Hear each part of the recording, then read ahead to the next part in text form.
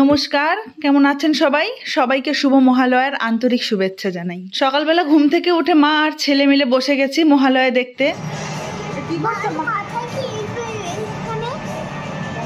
ওটা মুন্ড মুকুট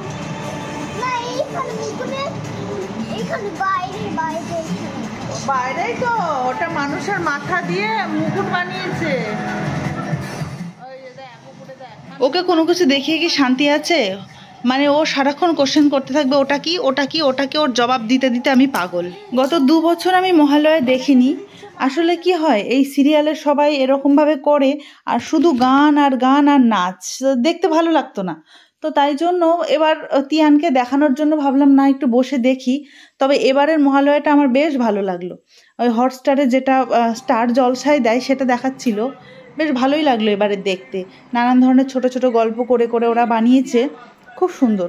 আর গানও বেশি ছিল না এবারে। প্রতিবার ওই গানে আমি মানে পাগল হয়ে যাই, নাচ আর গান নাচ আর গান। আর এদিকে এই যে আমাদের ম্যাডামের কাজ হয়ে গেল। ম্যাডাম এখন বাই বাই করে চলে যাচ্ছে, হাতে একটা ব্যাগ নিয়ে আসে। আবার কি যে আছে ব্যাগটার মধ্যে সেটা জানি না, কিন্তু ওই ব্যাগটাও ছাড়বে না। একটা মোবাইল আছে শুধু, সেটা জানি। আর ও কি করে জানেন, আমাদের বাড়িতে যখন কোনো গেস্ট আসবে, যেই 2 দিন গেস্ট থাকবে সেই 2 দিন আর আসবে না। বললো বৌদি আমার পা ব্যথা, গা ব্যথা, এই ব্যথা। ওই 2 দিন ও আসবেই না, তারপরে গেস্ট চলে যাবে, ও আসবে।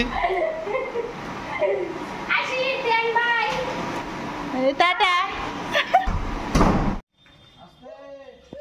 এবারে এই মহাশয়ের কাণ্ড শুনুন। কালকে আমি গেছিলাম ব্যাগের দোকানে একটু ব্যাগ কিনতে, ওর বাবার জন্য একটা ওয়ালেট কিনবো। তো ওখানে গিয়ে একটা ব্যাগ দেখে এসে ওখানে তো ও নেবেই নেবে ওটা। আমি বললাম পাপাকে নিয়ে এসে কিনবো। কালকে রাত থেকে লেগেছে ওর পাপার পিছনে, ব্যাগ কিনবো, ওই ব্যাগটা কিনবো। অন্যান্য আরও ভালো ভালো দেখাচ্ছে, কিনবে না। এই যে এই ব্যাগটা দেখেছে, এই ব্যাগটা এমন জেদ, এই ব্যাগটা কিছুতেই ছাড়বে না। ও রাত্রে ঘুমের মধ্যেও বলছে কখন সকাল হবে আমি ব্যাগ কিনতে যাব। এই ব্যাগটা দেখতে বেশ ভালো, ব্যাগটা কি সুন্দর, গাড়ির মতো ওখানে বসেও মানে চলতেও পারবে, আর ট্রলির মতন টানারও আছে, বেশ দেখতে সুন্দর।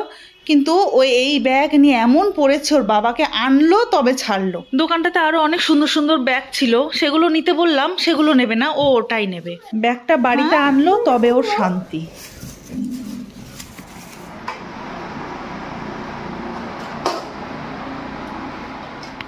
এবারে ওর যত ভাঙাচোরা খেলনাগুলো আছে সব ওর মধ্যে পুড়ে বলছে আমি এবার বাড়ি যাব। মানে আমাদের বাড়ি যাবে বুনিয়াদপুর, ওখানে ও যাবে এই ব্যাগটা নিয়ে। তো সব এখানে ভরে চেন আটকে রেখে দিচ্ছে।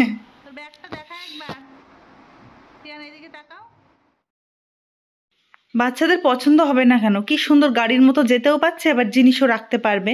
ব্যাগটা বেশ সুন্দর।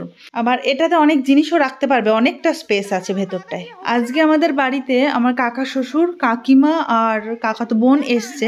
বোন হচ্ছে এখানেই থাকে, বারাসাত ব্রেনওয়্যার ইউনিভার্সিটি আছে যে, সেখানে পড়াশুনো করছে LLB। তো ও ওখান থেকে কলেজ থেকে চলে এসছে, আর কাকু আর কাকিমা বুনিয়াদপুর থেকে এসছে।